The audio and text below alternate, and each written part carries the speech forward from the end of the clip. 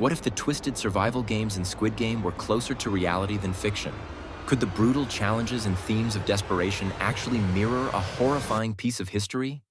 Stick around as we uncover the shocking connections between this Netflix phenomenon, the brothers' home tragedy, and even the mind-bending works of MC Escher.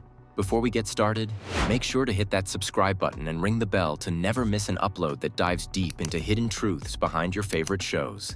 And let us know in the comments, what's the craziest Squid Game theory you've heard? So, what is Squid Game all about? Unless you've been living under a rock, you've probably heard of Squid Game.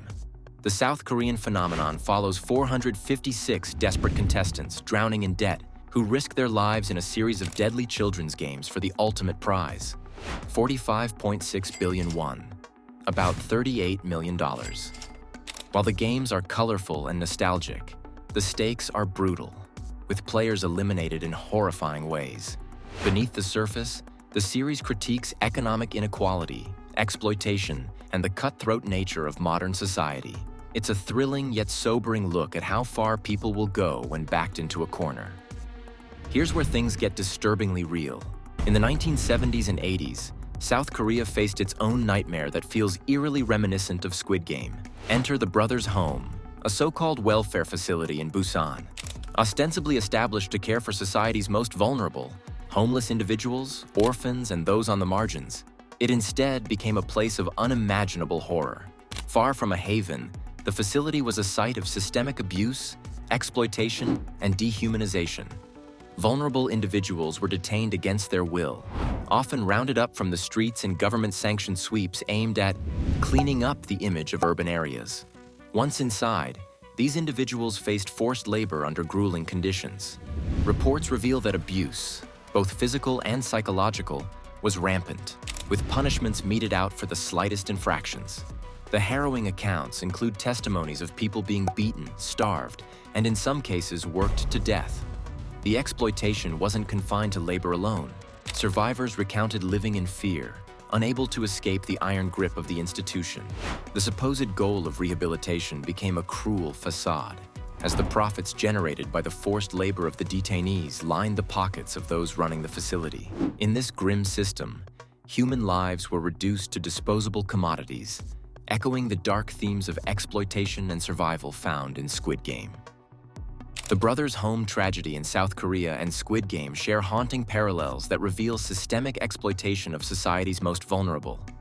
At brothers' home, the homeless, orphans, and marginalized individuals were forcibly detained, subjected to forced labor, rampant abuse, and even death, all under the guise of welfare.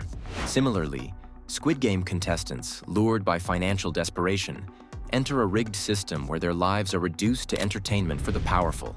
Both highlight how societal systems dehumanize individuals, stripping them of autonomy and treating them as expendable commodities for profit. At brothers' home, deaths were ignored, and detainees were pitted against each other for survival in a corrupt environment protected by government complicity. In Squid Game, contestants endure life-threatening challenges and moral dilemmas while being manipulated by a hidden elite. The parallels extend to the normalization of death, the psychological scars left on survivors, and the facade of benevolence masking the underlying atrocities. Both narratives expose the horrors of unchecked power and the devastating impact of systemic corruption and exploitation. And here's the crazy part. Even the mind-bending visuals in Squid Game connect to the nightmare of brothers' home. Remember those eye-popping staircases in the players' quarters? They were directly inspired by MC Escher's surreal works, like his famous staircases that lead nowhere. In the show, these visuals symbolize the endless loop of despair and struggle the players endure. But here's the chilling twist. Survivors of Brothers' Home describe the facility's layout as eerily similar, confusing, labyrinthine, and designed to disorient and trap. Just like the maze-like sets in Squid Game, the real-life facility was built to make escape feel impossible, amplifying the helplessness of those trapped inside. So, is Squid Game based on real life? Not exactly, but the show's themes hit uncomfortably close to home. What do you think? Does Squid Game reveal too much about the real world? Or is it just clever storytelling? Let us know in the comments.